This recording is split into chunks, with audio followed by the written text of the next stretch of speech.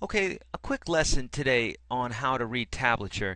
Now you're going to get more out of the ebook materials for reading tablature and the attachment that's related to this than you would probably a video. But I do want to denote a couple things before you get started. I just want to give you a real basic idea about tab. Um, as denoted right here, the sixth string is going to be your lowest string, or if you're holding your guitar in a standard way, in a standard tuning, then the lowest string is the one that's closest to you, and the highest one is the one that's closest to the ground. Okay, we call that the highest one because it's highest in pitch, and we call the low one low because it's low in pitch. Okay, so for those of you that don't know and have never read tablature before, what this number represents is the actual fret on what string you should be depressing. Okay, so on the sixth string, basically this is a G chord, this little bit, and in order to play a G chord, you would depress or press down the third fret of the sixth string. Okay, this is not fingers. Don't think anything about fingers here when you're playing.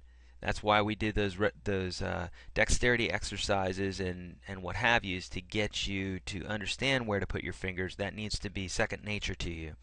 However, what frets to play may not be. Okay, so this would be the third fret of the sixth string, second fret of the fifth string. The zeros would mean that you were to strum those notes or to pick those notes, but they're open. And the threes here on strings 2 and 1 are on the same fret but different strings. When everything's stacked up together like this, that means they're played simultaneously, a chord, so you're just going to hit it together.